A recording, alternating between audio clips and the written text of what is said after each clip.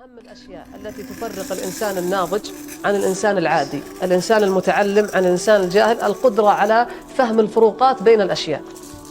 لأن الإنسان لما لا يفهم الفروقات سيتصرف تصرفات ويسميها بغير اسمها.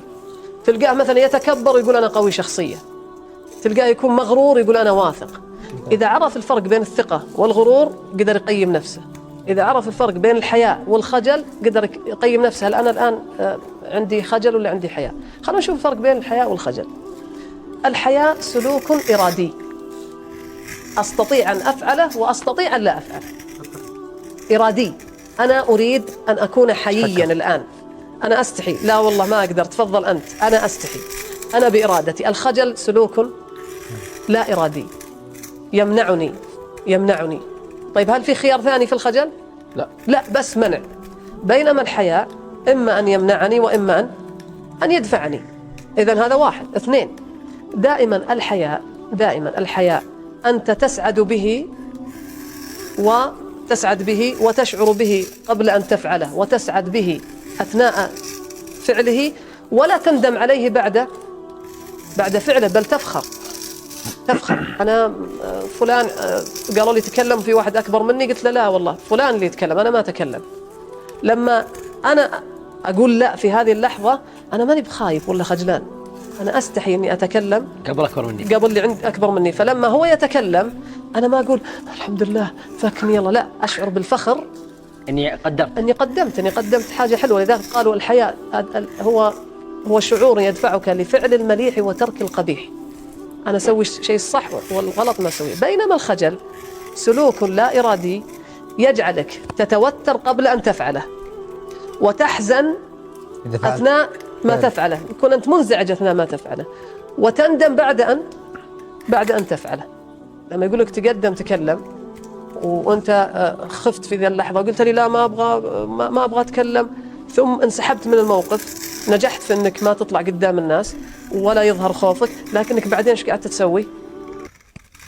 يا ليتني سويت، يا ليتني فعلت، والمفروض اني قلت، والمفروض اني سويت، والمفروض. لذلك الخجل يجعل الناس تتألم وتندم، وهذا ليس من عادة الوثقاء. الواثق يستحي ولا يخجل. إذن لما يجوني ناس ويجلسون عندي ويؤذن لما لا أستطيع أن أقول لهم يا جماعة خلونا نصلي نرجع بعد الصلاة، خجل. هل هذا حياء أم خجل؟ هذا خجل. لذلك أقام وهو يقيم وأنا أسمعه وأنا أسوي كذا برجلي وأنا متوتر الآن، ودي أقول لهم بس أنا مستحي، لا، أنا خجلان، أنا في تلك اللحظة جبان، ما استطعت أني أعبر، أنا جبان. خاصة في الدين والله أعتبره جبان صراحة، في كل شيء جبان. إذن واحد، الثقة مطلب شرعي.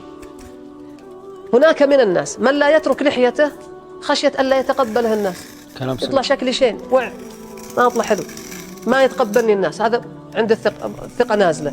هناك من النساء من تنمص وهي تعرف عقوبة النمص، لكن تريد أن يتقبلها الناس، عندها الثقة نازلة، مسكينة. إذن هو مطلب شرعي. لما يكون عندي ثقة ما يهمني والله شكلي، لأن الله عز وجل قال إن أكرمكم عند الله، لم يقل أجملكم ولا أطولكم ولا أحسنكم بشرة ولا أزينكم شعرا ولا أجملكم قامة، وإنما قال أتقاكم. هذا هو الميزان. اللي عنده الثقة يكون هذا ميزان. اللي ما عنده الثقة ممكن تنمص، ممكن يحلق لحيته من أجل أن يكون شكله زين يتقبلها الناس، ربما يترك لحيته علشان يتقبلها الناس على الأقل في محيطه، يسبل ثوبه.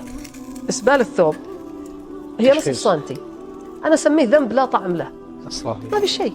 الغنى يطرب الإنسان، الزنا جلكم الله قد يستمتع لحظات، الربا قد يستفيد، أما إسبال الثوب ما في شيء، وهي كلها نصف سنتي يرفعه وينتهي كل شيء. لا، هو يبغى ينزل نصف سنتي علشان يتقبلها الناس.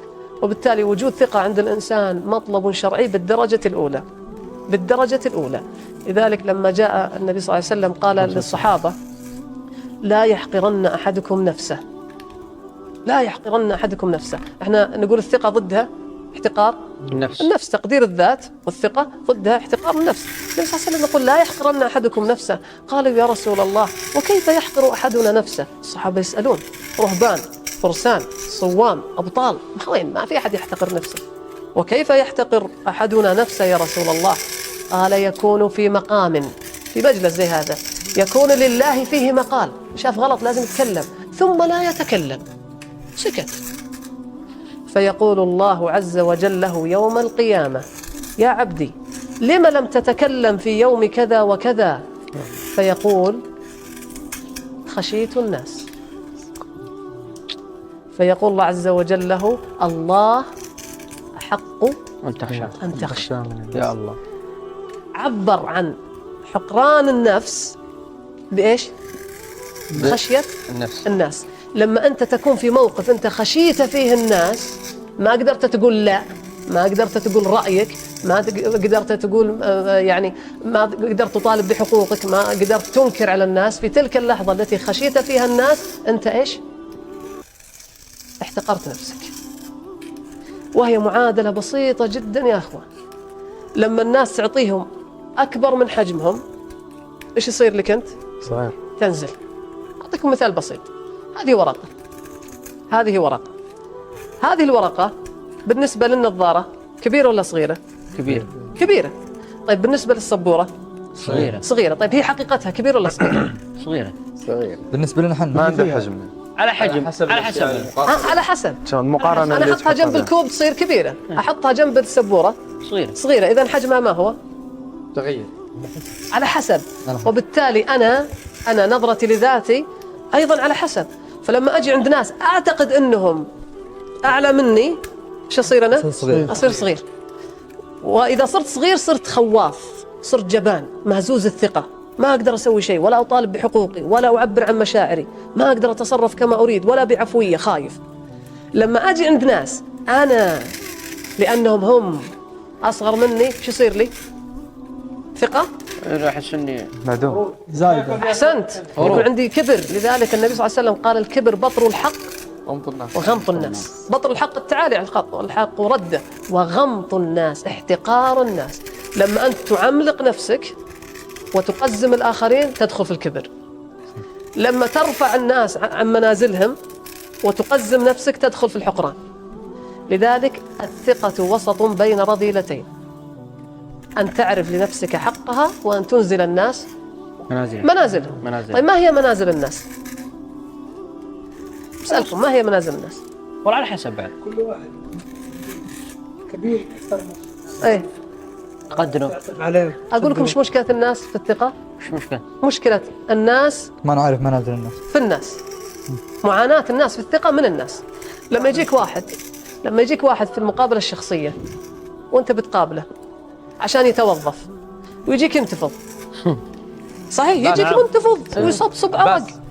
هو في الحقيقة ينظر إليك بس أنك أعلى مني. أنك إيش؟ أنه أعلى مني. سعد. هو أعلى مني أعلم. انك بيدك يؤلهك يا جماعة. والله يعطيك جزء من صفات الله عز وجل، أن بيدك الرزق. سعد. يخشى أن تفوت هذه الفرصة لأنك أنت الآن مصدر الرزق بالنسبة له، وبالتالي طبيعي أنه يرتجف. لكن ليش؟ لأنه نفخك فوق حجمك، فاش صار لنفسه؟ صار يخاف. طب خلنا نشوف موقف نفس هذا الموقف ونغيره شوي.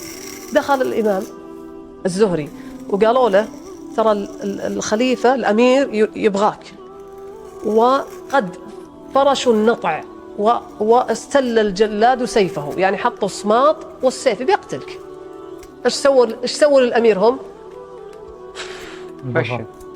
نفخوه فوق حجمه. يا ويلك، بيده أن يميتك، وبيده أن يحييك، وبيده أن يضرك. فجاء إمام ودخل على الأمير عليكم السلام، فتمتم قبل أن يدخل عليه، ثم دخل فأكرمه الأمير وأجلسه بجانبه وجلس وياه، ويعني ما قال له شيء.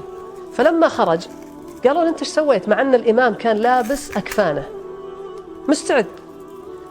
قال هبته، أنا خايف منه لابس أكفاني. فلما دخلت عليه ورأيته على كرسيه تذكرت الله عز وجل على كرسيه فغدا عندي كالذبابة. الله أكبر. جاءت الثقة الصدق. يا جماعة، أنت لما تضخم الناس تتقازم، طيب شلون تسوي الناس؟ شلون تنزلهم حقيقتهم؟ تذكر خالد الثقة مربوطة بالإيمان. هو في الشخصية. قرأت 60 كتاب في الثقة، أزعم ما في كتاب موجود إلا وقرأته عن الثقة. والله لم أجد حتى في كلام الغربيين، لم أجد دواء للثقة عميق في أدوية سطحية مؤقتة، عميق مثل حسن الظن بالله عز وجل وإنزال الله منزلته. وما قدر الله حق قدر. لا إله. دخل ذلك الإمام أبي عبد الله، ذلك الأمير، على المسجد في الجامع الأموي، فلما دخل قام الناس كلهم له، خافوا من جنوده وحشوده وقدرته فخافوا، فقام كل الناس إلا شيخ كبير ما وقف جالس. فجاءه الأمير قال له: يا هذا لما لم تقف يوم وقف الناس؟ أنت شايف نفسك يعني كل الناس احترموني وهابوني وأنت إيش عندك؟ قال: أردت أن أقف. الناس إيش كانوا؟ أمير وجند وقدرة ويخوف ويمكن يسوي ويمكن ما يسوي، أعطوه أكبر من حجمه فهابوه فوقفوا له وأنزلوه في غير منزلته. يقول: أنا لما رأيتك أردت أن أقوم كما قام الناس، فتذكرت قول الله: يوم يقوم الناس لرب العالمين، فتركت هذا القيام لذاك القيام. فقال له: اجلس، ما بقيت شعرة من جسدي إلا وقفت. لا إله إلا الله. إيش اللي خلاه يثبت؟ نزل هذا في منزلته أنه ولا شيء، أنه ولا شيء. يا جماعة عندنا مشكلة في حسن الظن بالله عز وجل. الثقة مشكلة في حسن الظن بالله. أعطيك مثال من واقعنا، اترك القصص، من واقعنا الآن. لما الإنسان يبذل جهد ويكون قادر وعنده قدرات ويخاف، تقول له: تعال القي كلمة، يقول لك: والله أخاف. حافظ للقرآن، تقول له: صل بالناس، يقول لك: والله، ويتوتر ويفقد ثقته، والله ما أقدر. يجي الإنسان قدام الكاميرا تلقى عنده علم وحافظ ويخاف. طيب السؤال هو يخاف على ماذا؟ إيش تتوقع؟ خاف يضحكوا عليه. يخاف من النقش. يخاف من الأسباب ولا من النتائج؟ نتائج. الأسباب هو عنده عملها بتوفيق من الله عز وجل، والنتائج بيد الله. بيد الله عز وجل. إذن يخاف من ماذا؟ من النتائج التي بيد